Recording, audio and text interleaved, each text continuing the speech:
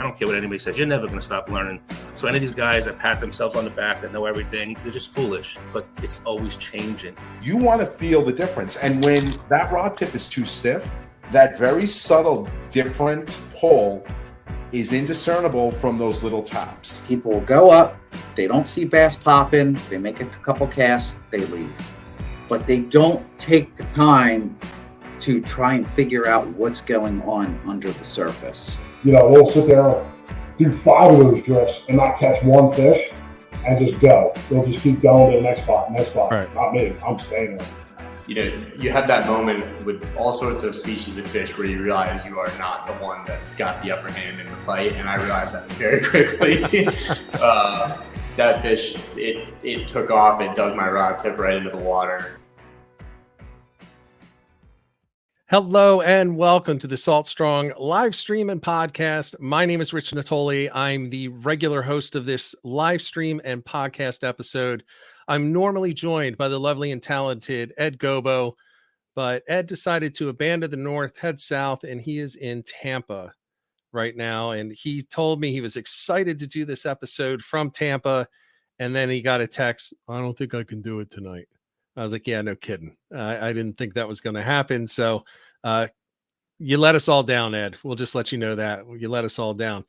So I'm going to tell you right now, I'm just going to bring up the obvious. I look terrible because I am absolutely exhausted, worn out. I've been out on the water today, up early, wind blown, sun blown. I'm not burned, but I'm all red and it's wind burn on my face. So not the best day on the water, but I realize how I look. I've been told twice today that I look terrible. But I'm here, and we are here for an awesome one, a guest that I love having on, and it's the first of 2 guests in a row that have a different type of name or are known by a different type of name. Of course, he has a full name, but we're not going to give that. And I'm going to bring him on right now, and we're going to welcome onto the stream Bayside Dave. Bayside Dave, how you doing? Good. How you doing, buddy? Glad to be here, man. Yeah, I'm glad that you're on. So everybody, if you're not familiar with Bayside Dave, he is the man behind the Long Beach Island. It's Long Beach Island Fishing Reports Facebook page, correct? Oh, yeah. Well, it's called It's called Surf Fishing LBI with Bayside Dave. It basically has a lot of fishing reports directly from the beaches of LBI, but also on the page, it just has a lot of general surf fishing information that is shared by, all the anglers that are on the page. I have over 4,500 members of that page.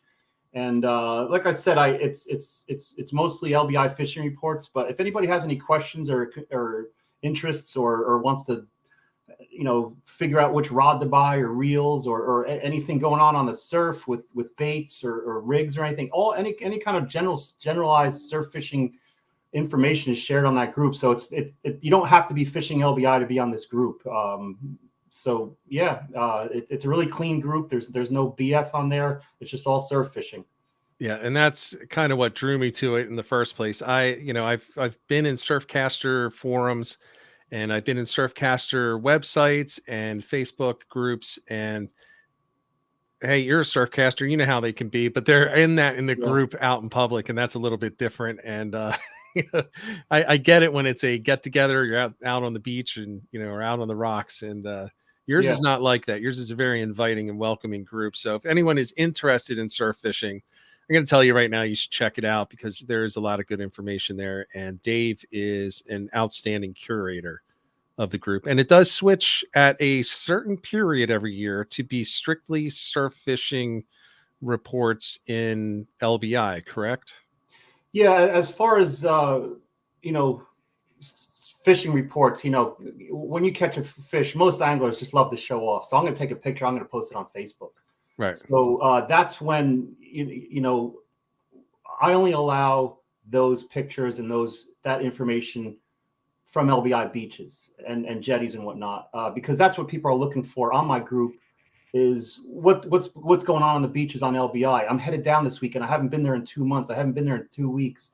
I want to know what's going on. So they go to my group and they see what's going on. But all the other, generalized surf fishing information is shared, year round on it every other day, Yeah. So, but as far as fishing reports is concerned, you're just looking at LBI. I'm a fan of it. I don't fish LBI a ton, mainly because I don't do a lot of surf fishing. Dave and I did get out one time last year, and I guess it was earlier this year. Yeah, you came up in the fall. Yeah, and we both knew it was going to be a terrible day, and we both Yep. didn't care, and we went out anyway, and it was fun. Yeah. That's what I love about surf fishing. I'm not the one, and I know a lot of guys are like me. It's all about the whole adventure of it all. It's all about the whole, scene of getting out there and trying different things. You learn from doing. It's not all about catching, although we want to catch fish. You learn every time you go out there, and I always come back with a good experience, regardless of whether or not I'm catching fish. Yeah, and that's what we did. We had a learning experience. Oh, we had a learning experience and a half. I had another one today. I only caught one fish today. Yeah, I was out on the jetty looking for tog, and I was out there last Friday, and I had 4 fish in 45 minutes. It wasn't a steady hard bite, but the 4 fish that I caught were all keepers, all 16 plus, and that was fun. And today I went out 3 hours, little nibbles, and that was it. Yeah. I don't know what it was about today. I was thinking all day. I texted my wife when I was on the water. She's like, "How's it going?" And I said, "I've only got one. I suck." And she wrote back and she said, "What would you tell one of the Salt Strong Insider members if they said that to you?" And I said, "I tell them there's a fish market on 3rd and Main. Go pick up dinner there." I was like, this is just not a good day. But I spent the whole day thinking about it, and I haven't figured it out yet. But the bite was definitely off. And I saw a guy that actually I've been Facebook friends with for years, a guy named Din. Stripers? I'm sorry. We were looking for stripers. And I saw a guy that I'm Facebook friends with, never met in real life. And we saw each other in the parking lot. We both went out. He had 5. I had 1. So he outfished me. I think most people outfished me today, but it was one of those days, my friend. But it was fun. It was a good time. I want to make sure that we put this up. Sometimes I forget that we have people, and Dave, you may not know this, we have people from all over the world that watch us. We have a pretty nice contingent in Australia, as an example. So not everybody knows what we're talking about. So Junk Mail asked, what's LBI? So LBI is Long Beach Island in New Jersey. So it's one of the barrier, well, you could say the barrier island, because it's so big. Of South Jersey. It's down from like the seaside and north of Atlantic City. So north of Atlantic City and south of Snooki. Is that her name? Yeah. And the situation. The Sitch. Yeah. I'm down from the Sitch. Yeah. So it's a huge barrier island, though. I mean, it takes you forever to drive from one end to the other. Yeah, 18 miles of lovely beach. It really is. It really is. And a great fishing beach as well. The thing about Long Beach Island, it's the structure is all the same. We have deep troughs right off the beach that run out to sandbars, and there's always openings in sandbars that create big holes. South of us, like Brigantine and some of the Avalon and all that stuff. You go out to the beaches there, and when the tide's in or even when the tide's out, you have a lot of flat, shallow water that runs out for almost 100 yards, and you don't have those deep troughs where you have fish coming in and fluke laying around and even bait fish running and sand fleas and calico crabs being churned up and all that stuff. So you got to get a good long cast rod and get out there when you want to get fish down there. But starting at LBI and on north is when we get those nice structures of sandbars, troughs, rips, holes, all that stuff. And that's what's so great about this island and, spots north of us for sure. Yeah, absolutely. I grew up fishing Stone Harbor, and it's just a flat wasteland forever off of there. I mean, you're out a mile and it's only 20 feet deep. Yeah. And I mean, I don't know if it is like that right now, but back in the day, especially after they replenished the beaches, the next couple of years, it's just this flat expanse going forever. Yeah. We already have some questions coming in, and I want to put those up, but let everyone know we are going to talk surf fishing, and we're going to try. We're not going to limit it only to this, but we're going to try to hit striped bass, because striped bass is what's going right now. Yes, I know TOG is open in New Jersey. Yes, I know this is open in that state, and so on and so forth. Fluke never closes in Delaware. We know all this. But we want to talk about two things in this order. And we'll get to other things as well, but primarily surf fishing, LBI, and then we'll talk about everything else. Bayside Dave. So and I'm going to break that right now. And I want to bring this up because I'm not sure. I'm actually interested in this question, even though it's not striped bass. And this comes from Carl Ward. Any black drum off the surf up that way, Maryland and Virginia, has been good. Have you ever targeted black drum off the beach up in LBI?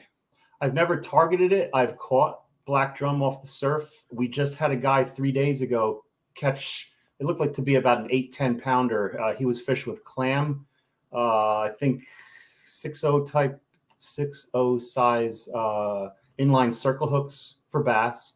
Right. And got the nice black drum. Right now, at this time of year, we like to go spots on the Great Bay, which is one of the back bays that feed into the main Barnegat Bay, which is the back side of Long Beach Island. This time of year, and they are catching some good sized black drum within the last week or so. Up to, I think we had a 32 pounder about 4 or 5 days ago out of that area. You know where I'm talking about. I do. Yeah. So not a lot off the surf, but they are found off the surf. We had a freak catch last summer. It was in June, I believe. My buddy was out on the end of the jetty, the Barnegat Inlet jetty. He was out on the tip, and what was he fishing for? He was fishing for tog, and he was using sand fleas. Yeah. And he caught and landed a 50-pound black drum off the tip of the jetty. My buddy Emmett Fitzgerald, shout out to Emmett. He makes top-notch tackle rigs. He's a local rig maker. He makes the top quality rigs, all the top quality equipment. But yeah, he was out there, and I tell you, for anyone to land a black drum of that size or any fish of that size anywhere is incredible. But he had to climb down some pretty sketchy rocks. He had his corkers on. And so, yeah, those black drum, they're around, man. I don't target them. I don't know. The only way I've known about targeting black drum is just pieces of clam, I guess. Yeah. I don't think they hit any plugs or anything. But they will. Yeah. But that's not the smart way. That's not the smart way to go after them. Yeah. I think if they're there when you're fishing, for striped bass off the beach, if they're there and they grab it, there you go, you got a black drum. Yeah. And up here, Carl, just to let you know, the Delaware Bay is really the hot spot. That's where most the more spawning happens for black drum up there. We're in the Delaware Bay than anywhere else around, and that's typically where you're going to catch them. But as Dave said, they do move up the coast. They do go in the inlets, and the Great Bay, which is further north by, what is that, 50 miles, 40 miles? That tends, for whatever reason, to get just a ton of nice black drum, and, up to, 50, 60, 70 pounds at times. Wow. The Delaware Bay, actually, I think it was Hanashevsky mentioned it, if I remember correctly. The record in New Jersey, and it might be the world record, is 114 pounds. So it's not as easy to get those big ones anymore, but it used to be easy to get them, and 114 pounds, but 70 plus pounders. Wow, in the Delaware Bay. It's funny. I had a decision to make today. I was either going to go for striped bass at the extreme northern part of New Jersey, or I was going to go for black drum in the Delaware Bay.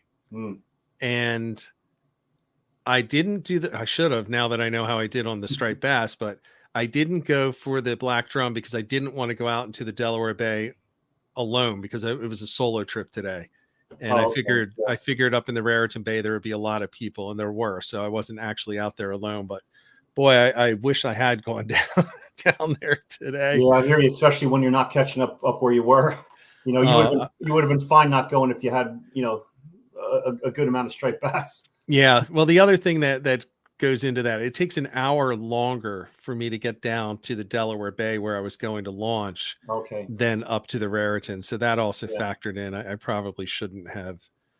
Where are you out of? You're down in I'm near Valley Forge, PA. That's what all right.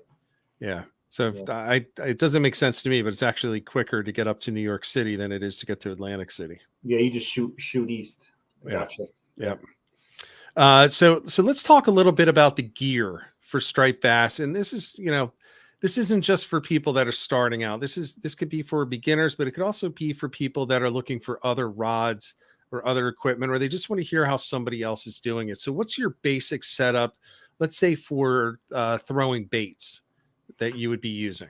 Well, throwing baits off the beach, I'll use a larger rod than I'm using right now, because right now we're doing back bay stuff, and I'll use like an 8-foot rod that throws up to about three ounces, because I'm only fishing with bloodworms on smaller hooks, 3/0 hooks, inline circle hooks take the bloodworms. But if I'm out on the beach, I like to at least have a 10-foot or 10'6". I have 2 rods that I take out to the beach. I like fishing with 2 rods when I'm bait fishing. I like to take out, my one is a 10'6" Tika trophy series. Oh no, it's not a trophy series. Here it is. It's the graphite heavy action rod. I'll throw a high-low rig on there, your 2-hook rig. Yep. I'll show you what I got here. We got 2 circle hooks on here, dropper loops. I got 8/0s on this because bigger baits, bigger hooks. Whatever size bait you use is a size hook. You don't have to worry about, oh my God, I want to catch big fish, I want big hooks. Because I've seen big fish take small baits too. So it all depends on what bait you're using. So yeah, the one rod I have, I either use a 1-hook or a 2-hook rig like this that has the 2 dropper loops and a clip on the end for my pyramid sinker, and that goes on my 10-footer or my 10'6", which I will put bait on. This time of year, we find clam works best in the surf. Bunker is available at all the bait shops. Bunker is a great bait to use. And I'm not going to say don't use it, but we just are getting a lot of luck fishing with clam. And, a lot of the bait shops are stocking fresh surf clam, but don't be afraid to get the salted clam or the shucked clam. That works fantastic. The salted clam can actually stays on the hook a little bit better. Right. The biggest thing about fishing with bait with circle hooks is properly baiting the hook so that you don't cover up the whole throat of the hook. Now with a circle hook, you can see that the barb is bent in, and what that does is that stops the hook from hooking down deep into the throat of the fish, or even into the they call it gut hooking, and that'll slide out of the fish's throat, and as it comes out of the mouth, this gap here is what grabs the jaw, and the point will hit and it'll turn and it'll grab the jaw because of this space here. Now, if you load up your hook with bait all down here where you only have a little bit of this hook pointing through, or just a little bit of the gap showing, you're not going to really get a good hook on the mouth of that fish. You want to have all this bait up on the shaft and the back curve here and up on the shaft here. And in order to keep that up there, use some clam string. You got these rolls of clam string that they sell at the bait shops. Just get a couple inches of it. It's stretchy. Wrap it a few times around the leader up above the eye here. Wrap it a few times around there. Push the bait up. Wrap it around the bait a couple times, and then wrap the string around here underneath the bait, tight to the bottom of the shaft here. Now this string is stretchy, so you don't have to tie any knots with it. As long as you have it stretched out as you're wrapping, when you release it and it rebounds a little bit, it's going to tighten up and it's going to hold. You don't need to tie any hooks. So yeah, wrap it around the bait a couple times. Wrap it around the bottom of the shaft into the bottom at the start of the throat here a few times, and then go back up over the bait a couple times, and then back up above the eyelet onto the leader, real tight to the eyelet there. Wrap it as many times and snap it off, or if you have enough line that you don't need to snap it off, whatever.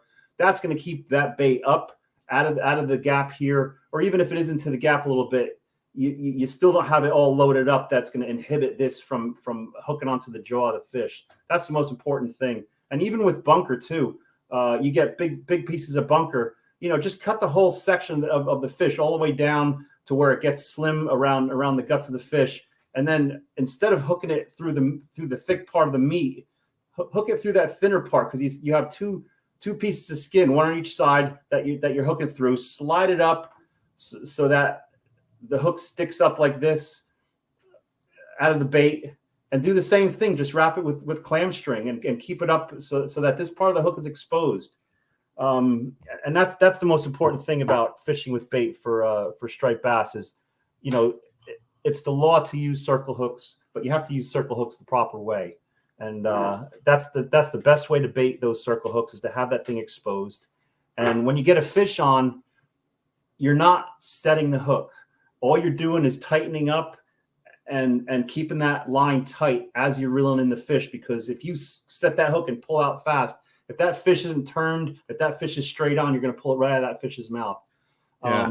When the fish starts to turn and run, that's when it starts to come out of the throat, because you have pressure on it, and it's going to pop into the jaw of the fish, upper jaw, lower jaw on the side here, and you're just going to start fighting that fish, and you're set up. I started using circle hooks about 5 or 6 years ago, before the rule started, just because I heard how much better they hook up, and my hookup rate increased just by using circle hooks. Yeah, I did that. Oh man, it was a long time ago. My dad, I was still young enough that my dad was still supplying hooks to me, and he said, these are new hooks that just came out. I want you to try them, but you can't set the hook. I was like, well, that's stupid. And we argued about it because I always argued with my dad. Right, of course. And dad know. Yeah, exactly. And I loved them. I mean, but I'll tell you what, I'm going to be honest. To this day, I use circle hooks. I don't use J hooks when I'm straight bass fishing. Up and even before it was the law, I was using circle hooks. I have this thing where I have to set the hook. So after it's doing set, it for your whole life. So after it's set and I'm already reeling it in, I'm like popping that thing. Like, okay, let's just make sure it's set. And it's the dumbest thing in the world, but I definitely do it. But honestly, once that hook is set into that jaw, and there's a barb there, and if you got that hook, I'm not saying do this all the time, but it's not going to hurt to make sure that's in there. Right. Once it's set in that jaw, you're not going to pull it out, because that point in that barb is in there. So if you want to just make sure it's set, give it a couple yanks, but don't blame me if it pops out. So you could have said that'll pop out 94% of the time, and I'd still do it. I can't stop myself from. I can't. Yeah, a lot of guys who've been fishing their whole lives hate circle hooks because, oh my God, I pulled right out of its mouth. Well, you got to learn how to. Learn how to do it. Yeah. There's a way to do it. There is a proper way to do it. And it is a different technique. It's not the hook that's failing. It's your technique is failing. No. And when I was live lining bunker last year, we had a good trip out front where we had some big bass on bunker, and we were live lining them with 6-0 circle hooks, going up through the jaw like this. And the fish would just start running, and there was no need to set the hook. The fish set it itself, and it was just reel them in, man. I did a video last year. I had COVID, so I was like, well, I may as well go fishing. I kayak fish, so I go by myself. And I went up to the Raritan Bay, and I was live lining bunker, and it was funny. I'm like, oh, something's got it, and I'm just sitting there, and I can just see the line moving.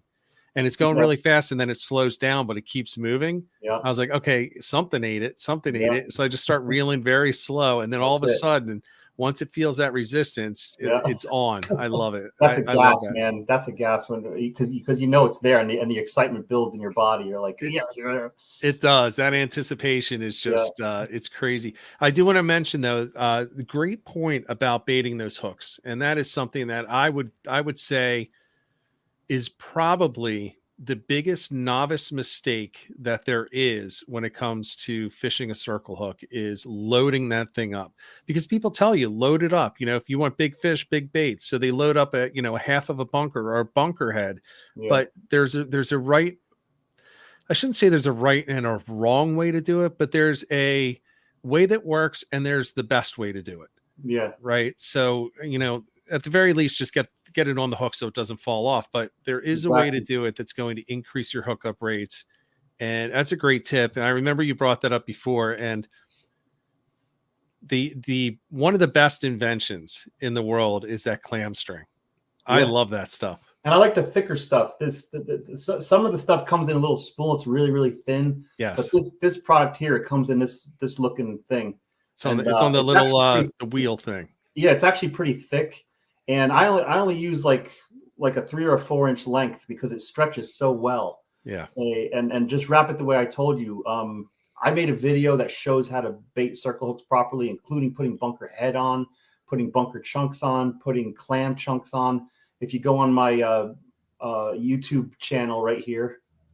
There it is. And I don't make any money with this stuff. I'm not promoting myself because I want to get likes, because I'm going to make money.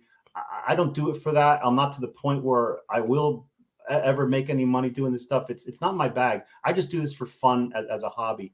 And if you want to learn how to bait circle hooks properly, just go on my YouTube channel, look for how to bait circle hooks. And it's like about a 20-minute video. It's all different baits that I go through and showing you how to do it, even though I probably explained it pretty well. If you want to really see it done properly, as I call it, go check it out. You might learn something. Yeah, I've seen those, so I definitely recommend it. And we know you're not promoting yourself. I'm promoting you right now. Yeah, thanks. Yeah, I don't sell hats, T-shirts, nothing. This is just me doing my thing. I do seminars. I do shows like this, and I've done some instructional videos on other guys' shows. And it's just my hobby. It's just what I do, and I'm not looking to monetize any of this stuff. And I don't think I'm even at the level to monetize. It's just what I do, man. Well, maybe you'll have to be a Salt Strong coach at some point. Maybe we'll have to talk about that. Yeah, get in there you can be another surf guy with Bama Beach Bum. There you go. Yeah. I love it, man. I just love passing on what I know, and I'm not saying I know the best. I'm just telling you what works for me, man. And I catch a lot of fish. Well, I think that's why you have so many people in that group, and so many people do follow you. It's because you don't come off with that attitude that you know everything. And that's I don't. In the intro to this, Joey Leggio saying, I don't care if you think you know everything, you don't. And when captains start saying that, we've had a lot of captains on here that have a lot of experience, a lot of notoriety, world record holders, and they all just say, look, you got to keep learning, because there's always somebody that knows more. And I'm definitely the first to say that. I mean, I make fun of myself all the time because I know I mess up a lot of things, but you have a lot of good resources though, and a lot of good information. So we talked a little bit about the gear and the rigs that you're using. Talk about this springtime. What are you using for artificials? Because I guarantee you, most of the people that follow this show every week are fishing artificials. Right. Well, I use the smaller ones, small soft plastics. Your basic one that I always like to start out with, 1/4 ounce, 3/8, 1/2 ounce jig heads. I like using these Kettle Creek paddle tails, fished low and slow, we call it. You don't have to bounce them off the bottom, but just toss them out, let them sink down a little bit, and just very slow, a little bit of twitch every now and then. I use a pretty lightweight rod. I use a 7'10". It's a fast action rod. It throws from 1/4 ounce to 2 ounce. It's perfect for throwing these lightweight baits. You have these. There's different iterations of them. Sometimes these bigger ones work out really great. 1/2 ounce, 3/4 ounce, even a 1 ounce if you have a lot of current.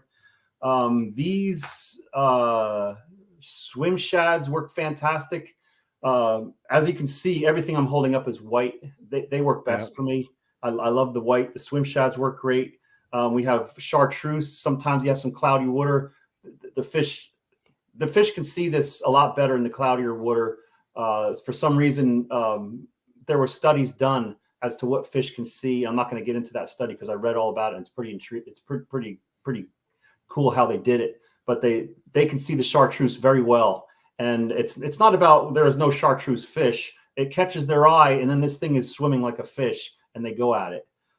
These swim shads are fantastic. There's a swim shad that I was turned on to by my buddy Tommy Venom from the famous Mystic Island Misfits. Yeah. A buddy of mine that I go fishing with a lot turned me on to this voodoo shad, baby. Yeah. This thing, it's got little sections here in the tail that create a lot more movement.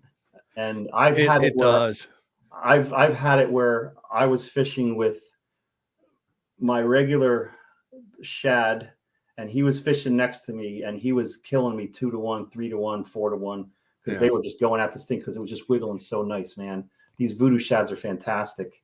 Also, we use these lightweight bucktails. These are like 1/2 ounce, 3/8 of an ounce. They have the vinyl skirt, I guess you call it, and you can put whatever you want on here. You can fish it the way it is. I forget the brand that this is, but it has like nice, presentation of stringers and stuff on there. I like putting a paddle tail on it. Sometimes I'll put like a split tail, like this is on this bucktail. Again, white. I don't know.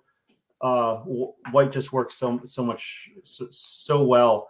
Bait fish generally have white bellies, right? And that's what the fish go at is that white color. As long as it's presented well, a lot of guys, who've been doing this for many years know that when there's fish there, they're going to go at whatever looks like it's swimming. And, it's not all about, the color, this color, that color. Sometimes it is, but a lot of times when there's fish feeding and you're casting your lures into their area and you're presenting it well with a good shake, retrieve or whatever, they're going to go at it, man. These work fantastic in the spring. In the colder water, nice and slow. The fish aren't as actively aggressive with their feeding. So they're striped bass are generally lazy fish. They don't go after fast baits like a bluefish will. Even when they're in warmer water and they have a lot more energy, they're still looking for that slower fish that, schools of fish are out there. They're looking for that one that drops out, it's running a little slow. They're not going to go out fast stuff. So in the colder water, like I said, these smaller soft plastic baits work fantastic. As the water warms up, then you start getting something that moves a little quicker. I like these mag darters. These yellow mag darters work fantastic. You don't need a lot of current for these. These are made for a lot of current, but if you're working them properly, these things swim really nice. Of course, you have your SPs. I love the yellows. I love whites. I love anything bright during the day. I go darker at night. Even like a pink will work darker at night. But yeah, I love these whites and these yellows, even some chartreuse. As the fish get bigger, they start hitting bigger baits. I love pencil poppers. I love this tsunami popper. This thing works fantastic. I love the Wonder Bread color. I think that's hilarious. Every time I see Wonder Bread, I'm like, I don't get it. But people swear it catches. I tell you, man, I can't not catch when I'm throwing this thing. And they attack these things. And at the end of May, when we start getting bluefish in, we hit a couple spots close to the inlets on the Bayside, 4:30, 5 o'clock in the morning, just as first light starts hitting, and we're hitting top water blues with these things like left and right.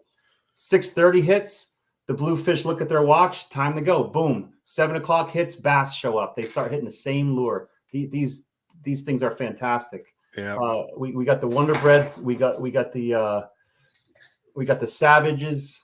The white Savages are fantastic. And even some heavier, larger size.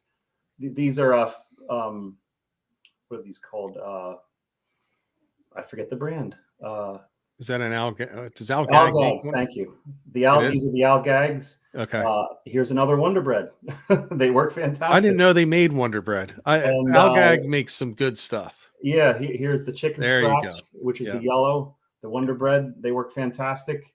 And even this time of year when it's still cold out, I have a buddy of mine throwing these little topwaters. Oh yeah. These things work fantastic. That's old school. These little white thing. I tell you, these things work fantastic. They're old school, but they still work, man. Yeah. I had we were under the bridge the other day, and nothing was hitting. And the one guy, he always throws a teaser on his line, about a foot and a half up from his rig, and he started throwing on these diamond jigs. Yeah. And he put this on the end, and he's got the teaser up top. I have a rod set up here with a leader with a teaser on it, and I always put these tactical clips on the end. I think these things work fantastic. You're hitting question after question without even knowing it. Yeah, and here's the teaser on a dropper loop. It's a I have a 20-pound test line, braided line, and I put about a 2.5 foot length of 20-pound test leader. I always like to match my leader to my braid. I just figured, if it's heavier, it's going to break up at the knot, and I don't want it to break up at the knot. I just want the same weight. So right. I'll tie a dropper loop up top, and put my my presentation on the bottom here with these tack clips. Now, are you using soft plastics with those teasers? That's a question from Rob Woodmeyer. Okay. Yeah, and anything that's working on the bottom, throw it on there. Throw it on with your soft plastics. Throw it on with your bucktail. Throw it on with your diamond jigs. Sometimes they go at that teaser because the bass feel, all right, there's the easier bait. I'm going to get it before this fish does, and they hit the teaser. We get a lot of double ups fish with the teasers. This time of year, it's all little schoolies. 20, 25-inch fish, even smaller. We had some little, we call them diaper stripers, little dinks. Yeah. Hitting those things. They run in schools, man. When you catch one bass, if there's one there, there's 10. If there's 10, there's 100. They travel in schools, man. And the more baits you throw out there, the more chance you are of catching the things. Yeah, I'm a fan of using teasers from shore. I don't necessarily use them when I'm on a kayak or on a boat, right. But I do definitely use them from shore. I don't even know why. I mean, I should use it in the kayak as well. I think one of the things is the less hooks, the better when you're in a kayak, because remember, you're bringing the fish and the hook into your lap. So maybe it's a little self-preservation there. But definitely I'm going to agree, using the teasers doesn't hurt at all. And, some people make fun of, using teasers. I don't. Catch a fish whichever way you can catch a fish. Yeah. I'm not a big proponent of using teasers. Not that I have anything against them at all. I just, like you said, it's just something else that I'm dealing with on my rod. And I do very well just throwing my baits, my poppers, my swim shads, whatever I'm using, and I catch fish with that. There is nothing wrong with using teasers. Throw teasers on if you want. It's it's a fantastic bait to use, and but I just generally don't, because I don't. Now I use it all the time for fluke. Yeah. If I'm fluke fishing, I'm always. Oh yeah. I'm always fishing a teaser, and I catch probably around almost 50% of them on the teaser. So it just makes sense. But catching a fluke, even a big one, is a lot different than catching, something else. A fluke is very easy to grab and unhook. A big striped bass is another thing. A bluefish, forget it. If I have a bluefish come in, I immediately take all the trebles out of the water. I'm not using a treble hook with them, because that's a good way to go to the hospital. Well, or have to rip it out yourself. But here's another one. You also touched on this question from Ivan. Do you prefer lure clips or loop knots? Do you like those tactical angler clips? Yeah, that's all I use. The only time I saw an issue with it, when I was live lining the bunker for those 50-pounders, it wasn't they weren't failing. They were opening up a little bit. And it's funny because it was one of those days that we weren't expecting to catch bass. We were actually going to be going out for black sea bass. And all of a sudden we got a snag and drop going on as we leave the inlet, and there was bunker everywhere, and holy crap, let's throw some bunker in the live well and start live lining these things. So I didn't have a proper rig set up, where I like to always have, like an 18-inch length of line with my hook on it, and then a sinker. So all I did was I just had a tack clip, and I put like an 18-inch length of leader with a circle hook on it, and then I just clipped my sinker on that tack clip. Right. And I'd pull in the bass, and the sinker's gone. And I'm like, what the hell happened to the sinker? Well, the tack clip opened up just enough to let that sinker go. Yeah. But I didn't have any problem with the tack clip opening up and losing the leader, because that leader had some tension on it, because it's got a 50-pound bass on the end of it. But I just like the quick change of using those tack clips. It's all I've ever used. I don't think there's anything wrong with using the old-fashioned clip types ones, but I just like the fact that it's just quick and easy, and I just love them. I used to. So my thinking on it has evolved, and recently, after going back and looking at an old video, I remembered when I did have multiple failures on TA clips. Okay. Where I was losing my lures. They were they were coming off, one on a cast, it flew off. Wow. And I have had, anytime I've put leader loop onto a clip, I've lost it. I've lost that as well. Okay. But with that said, I will sometimes use it. I tend to tie a very long leader with an FG knot so it can go through the guides. And I will use loop knots until it gets to a certain length, and I don't want to redo an FG knot. I'll throw a TA clip on there if I'm fishing from shore. If I'm fishing from a boat or a kayak, I'll just cut it and I'll retie and just use loop knots. So I don't like using any additional hardware that I don't need to use unless I'm surf fishing. But I'll be honest, I also have an issue sometimes getting the hooks onto those clips without feeling like I'm about to impale myself on a hook. Because you don't have a lot of room to hold the eye of that lure, and if you have 6 trebles or 3 sets of trebles sitting there, or 2, you're literally holding the hooks right against your hand as you're trying to get this threaded on there, and then it snaps in place. So I get a little nervous about that stuff. So you're talking about using a loop knot instead of a clip at all? Yes. All right.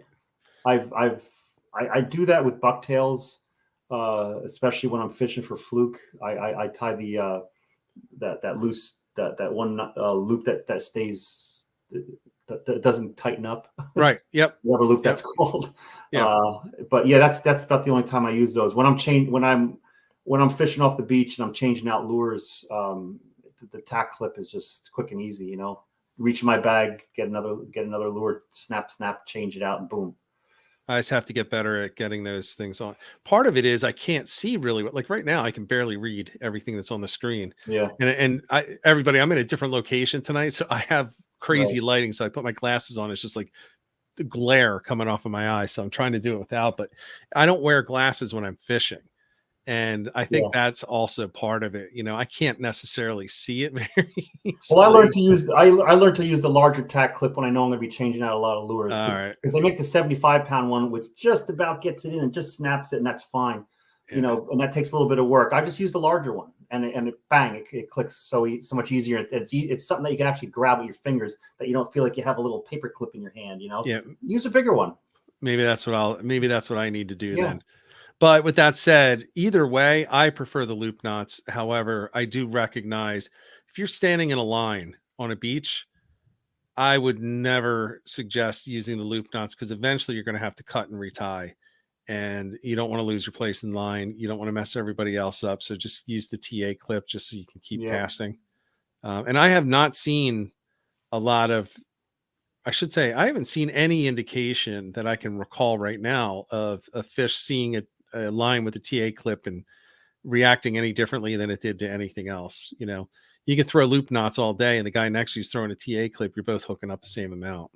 It's like I said before, when fish are feeding, they're going to grab at it. They're not going to be like, oh, it's got a line on it. They're not focusing on that line. They're not focusing on that clip. They're focusing on what that lure is doing. Right. Fish are very reactive. They don't have a big thought process going on. You know, they just react to what they see. It's an instinct. And you know, there's very few fish that are line shy. There's very few fish that are metal shiny clip shy.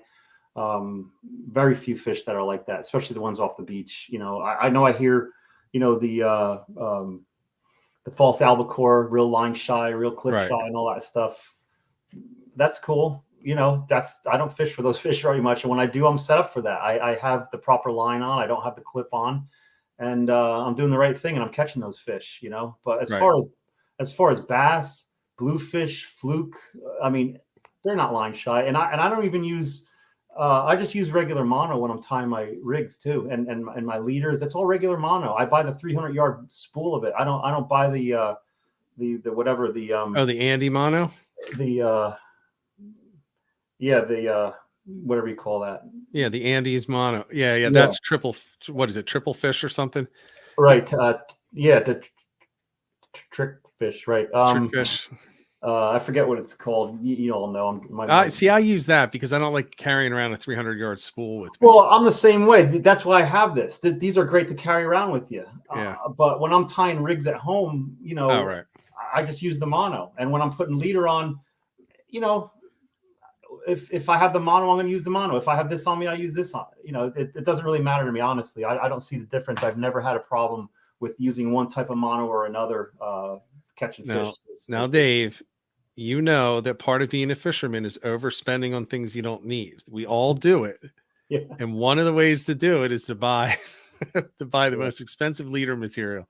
I don't even use fluoro, to be honest with you. However, that's it. I don't know why I can never remember that name. Yeah, I'm saying this with full recognition that there are areas of the country where leader does make a huge difference. Okay. You're talking a bluebird day in crystal clear waters down in Florida or Texas, and you're going skinny for redfish or something. I mean, absolutely.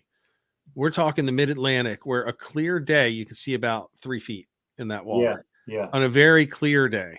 Right. And a murky day means you can't see your lure once it breaks the surface. Yeah. So it's a whole different thing. I last week I did a thing where I kept breaking my 20-pound mono leader on the big fish.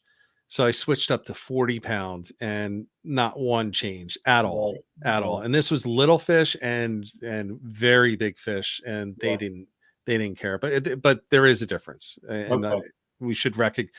I just want everyone to know we're talking right now mid-Atlantic. We're not. Yeah, mid-Atlantic. The water's always never crystal clear like in the tropics. No. So they don't really see that. They're focusing on the baits more so than noticing a flash of line or something. Yeah. Yeah, I've never seen crystal clear water in person, so no, I never have. I've been to Florida. That's about in New Jersey, crystal clear water is in the swimming pool. Yeah, well, yeah, that I've seen. Nothing natural. No. So let's just continue on this a little bit as we're talking about this. So Ben, from crabbing and fishing. How about line and leader? Now, we did talk about he kept getting knots from the current on Saturday throwing plastics. I'm guessing that it's wind knots in his braid. That's my guess. It's pretty tough to get it in the leader unless your leader is too. I don't even know how you do that. Fly fishing, you can certainly do it, right? But I'm going to guess it's wind knots. Ben, I will say the first thing that you do if you're getting wind knots is check that spool. And the first thing is see if it's on there evenly after you reeled the line back in. Or is it thicker at the top than the bottom? If that's the case, you need a spacer on that reel. Yeah. The other thing is especially if it's new line, it could just be overfilled. Which means I was thinking the same thing. You want to have about a little bit of a 1/16 of an inch or so of the edge of that spool showing. If you have your line packed right to the end there, that's a sure sign of you're going to get a wind knot that way. Yeah, it's like a bartender gives you a little extra alcohol in the drink, you're not going to complain, and I guess a lot of tackle shops do that as well, but you should complain because it's going to give you wind knots, and there's really nothing you can do about it. They could have spooled it perfectly, but just giving you another 10 yards, just cut off 10 yards. And I would actually cut off.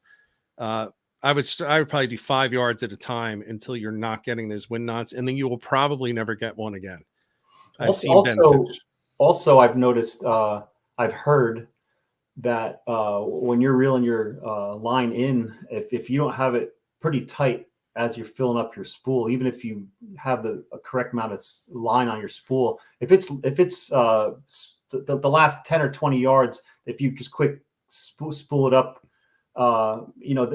your line is loose on the spool, and when you cast, that's another way of getting a wood knot. If you feel that you have some really, you don't have any tension on your line the last 20 or 30 yards, just put your fingers on the line and just tighten it up as you're doing the last 20 or 30 yards of your reel in, to make sure it's on your spool pretty tight. Yeah.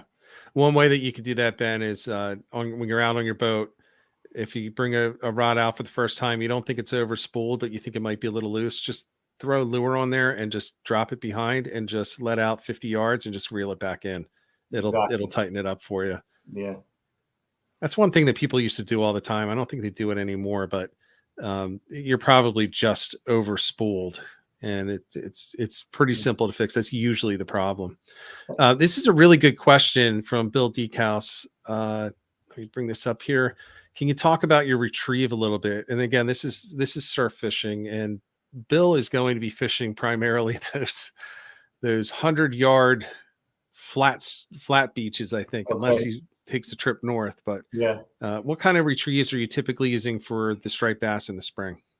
As slow as you can, but as long as the lure is working, and you can always feel the lure is working when you feel that little bit of shake, a little bit of vibration. That's when you know the lure is working.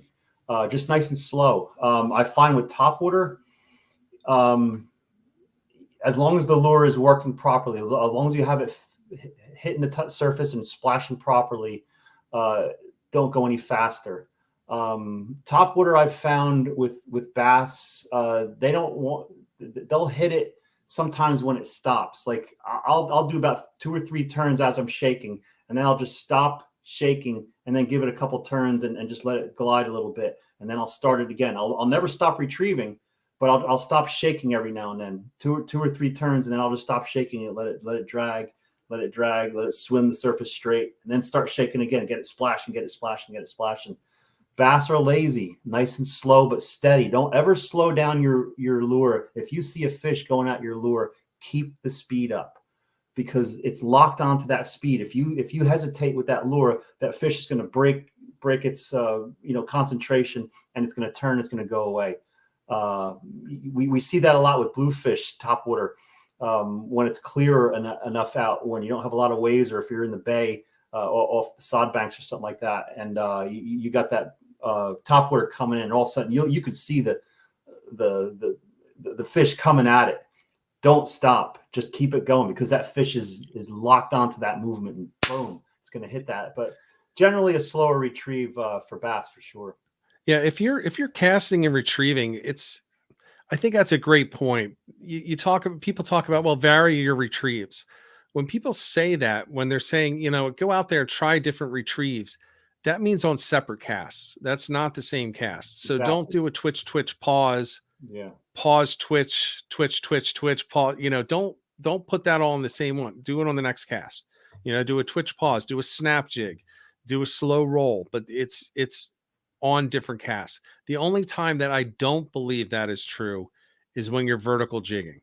At some point you can switch it over. Just realize, if there was a fish watching it, you may have just, you may have spooked that one off, and something else might come in if you're not getting that bite on the vertical jig. But you shouldn't be, I don't think, and I don't have any scientific proof, this is just what I believe. If you're varying your retrieve mid-retrieve, you are restarting your quest for fish on that retrieve. So if you do the same thing for the first 25 yards and you were out 50, you have a new 25-yard retrieve. So do the same thing for the entire 50. And then if you didn't like it, you want to try something else, throw the exact same spot and then vary it. And then you're going to go through the same fish that you just went through before. But you're really, I believe, cutting down your opportunity to catch fish by varying that retrieve, because they're only seeing, how many times do you get hit right at the boat or right at your feet? I mean, even the surf, how many times you haul it out there past the second sandbar, and you get it in, and it's about 10 feet from you. Yeah. That fish may have followed you in all from the second bar. That happens so much with fluke, especially. Yeah. And you'll be catching fluke at your feet all morning, and you'll be thinking, well, I don't have to cast out that far. So you're dropping right in front of you. You're not catching any fish anymore. Right. Well, that's because the fluke had been following you in from the sandbar. Right. And they see that get shallower as they're coming up to the surface, you know? Right.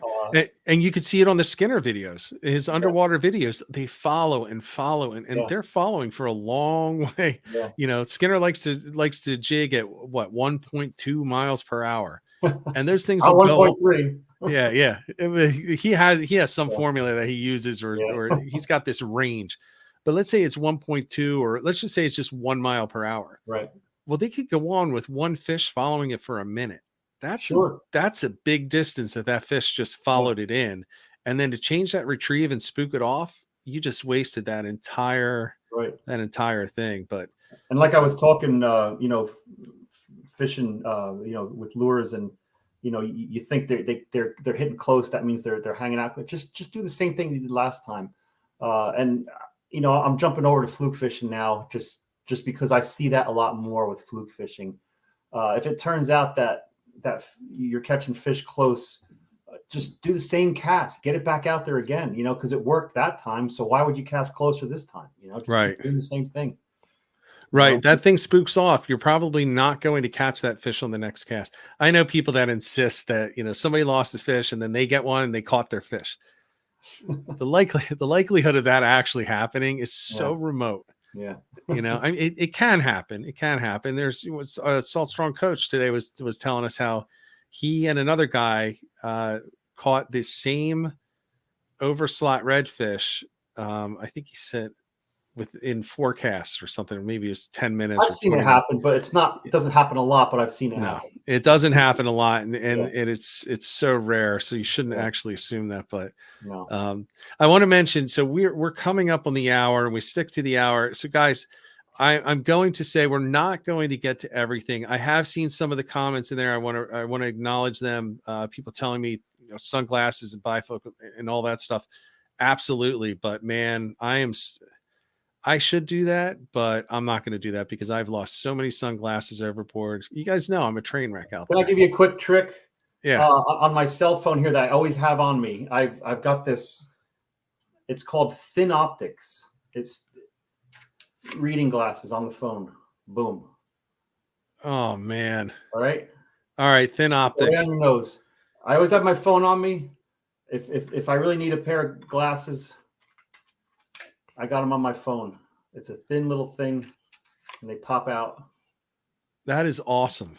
And they work. I sometimes you can do it. You're out on the beach, you're out on the surf or something like that, and you got to look at something, and you really need your glasses. These things work fantastic. Look them up. I get no money for this. This is just something I found that I freaking love. Even if I'm at a restaurant, I need to read a menu or something. I know I don't always have my glasses hanging on me. Thin Optics, please get it there. They come with this little case with a little double stick tape. Put them on the back. Oh, put them on the back of your phone. You always have glasses with you. I'm definitely gonna look at those. They're really nice fishing sunglasses, and I at some point I'll end up getting nice fishing glasses and whatever bifocal or reader, whatever. Yeah. But man, with how much money I spend on other stuff, I got to cut back somewhere, and these it probably shouldn't be on Vision, but $10 or $15 or so. I don't know what they are. Yeah, I can do that. We can all do that. Yeah. See that? There you go. Another nugget of information. That's awesome. There were a couple of other things in here. I'm not going to be able to get to all of them, guys, because we are up at that hour. But Dave, this flew by. Always does, man. Always does. I feel like we didn't really get to well, I know we didn't get to everything. You and I talked briefly about all the things that we could talk about, and we got all the basics. We got the equipment. As far as if you're out on the sod bank, always look for deeper water. Always look on the beach too. Always look for deeper water. It doesn't have to be the deepest, but generally work in those areas of deep to shallow. When you're on the beach where the sandbars are, where the sandbar ends and it creates deep holes. Work on the edge of that. Go into the deep, go into the shallow. Always generally try to get into the areas where you can work both deep and shallow, because you never know where the fish are going to be. But try to get in areas, like I said, where you got deep and shallow. South winds suck. Wind to your back is great. The the rougher the surf, the better. When it's raining and pouring out and you got rough surf, get the hell out there, man. You're going to catch fish like a madman. Striped bass. Yeah. Yeah. Love it. And at the very least, you have a story that you can tell. Yeah. You know, fishing a nor'easter and actually getting into them as an example, as long as you can do it safely. Yeah. That's one of those trips where you'll hook into a few. I'm not saying go out in the height of a nor'easter, but when no. But when you're in those types of swells, the leftover swell and everything like that, those can be extremely productive. And you got a great story to tell. You can and it get doesn't even have to be a storm. pictures. It could just be a rough day, you know. And it's the same thing on the bay. If you're fishing the sod banks and you got a wind pushing at you and you got some whitecaps out there, that's prime, man. That's beautiful. Yeah, Chris Matusin says you know, when he's going to tell a story about something that just was disappointing, he puts it in the perspective of, it's like when you hit the sod bank and it's like glass. Yeah. He's like, and you just know this isn't any good. I feel the same way. You know, when I go to the beach and I don't see any waves, I really don't think anything's going to happen. The only time, I mean, fluke are always in the surf, but as far as you know, bass and bluefish and all that stuff, they come into the surf because there's rough water. It's churning up calicos, sand fleas. You know, there might be bait fish that run in there that get all confused. That's prime feeding area for them. Every single fish that I've pulled out of the ocean has sand fleas in their belly or calico crabs because they're eating what the hell's being churned up. And when you got waves crashing, man, there's plenty of food for them fish, and that's when you go. So you just gave me my excuse for today. There was some wind today, but it was so calm. Yeah. So that's not my excuse. It could be an excuse, but I won't. Man. It's an excuse. I just had a bad day. All right. So here's the last one. And I'm just going to put this up because we can talk about this real quick from I Feel Fishy. Do fluke normally show up in LBI and South New Jersey at this time of the year? So I'll tell you this, I know he's just going to agree. They're already there. They've been there for weeks, if not months. You can catch big fluke right now illegally. So you can target them, but you can't target. You can't keep the law to target them. Right. Well, and I do know that because I have done that in the past. I kind of pre-fish the season. A lot of people pre-fish the season just to see where they are. But they are there now, and they are large fluke in the spring. At this time, they are large. So you're looking at some big fish. When I was fishing the sod bank in the Great Bay last week, I was throwing these beauties, and I was catching fluke with them. They were just coming up off the bottom, and they're just bang hitting them. Fluke are very aggressive feeders. They will hit SPs. They will hit diamond jigs. They will hit teasers. I was up in Lavalette last year in the fall throwing. What was I throwing? One of my algags here on the end of a line that I had about 18 inches up. I had a nice big teaser, 6-0 hook on a teaser, and I had a 24-inch fluke come up and grab that teaser. And that was in about 10 feet of water, and that fluke came almost up to the surface to grab that teaser. Yeah. Fluke are very aggressive feeders. Their mouths open very wide and round like any other fish does. So, you know, don't be afraid to use bigger hooks, bigger baits. Fluke grab them. I had who makes those metal lip swimmers? Daddy. Well, what's his name? The metal lips. Well, there's a lot. I mean, there's Back Bay. There's I mean, there's so many. Yeah. There's so many. And I keep thinking of custom lure makers because that's the big ones right now. Yeah, I forget the name of him. It's something Daddy, but he sold me one of his short, fat metal lips. I haven't tried it yet. He says, but when you get on fluke, please try this. He goes, because I've caught many fluke with this, and I'm going to try it this year. So tune in, folks. I'm going to catch fluke with a metal lip. We'll bring you back on to talk about that, and I'll make the commitment. I'll try to catch some on top water, and we can come back on and talk about that. Yeah, that'll be fun. So, all right, guys. So we're going to wrap it here. I want to let you know next week we don't have Bayside Dave on. We have Waiter Dave coming on. No. So Waiter Dave is a fishing guide in Florida, and he's going to come on. For those that are not aware of who he is, you talk about a prolific wade fisherman. It's Waiter Dave. That's his name for a reason.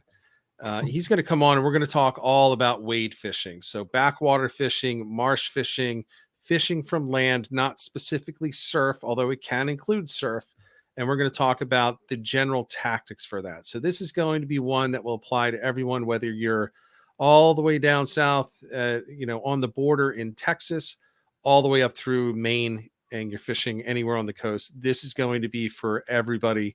So Wader Dave is going to come on. We got a show after that. I'm just going to roll through a couple of them. We're going to have a captain on to talk about the New Jersey Artificial Reef System and program, along with Black Drum. So that is coming up right before the Black Drum really kicks off. I could keep going, but I'm not going to. We've got a bunch of people coming up. We're going to be talking about a lot of things, a lot of great guests coming up. So Dave, thank you very much for coming on. Everybody, thanks for tuning in. We'll be back next week. We'll see if Ed decides to return from Florida and rejoin us in the Mid-Atlantic, or if he's going to set up shop down there. So until next time, get out there, get on the water, and get some tight lines. Good night, everyone.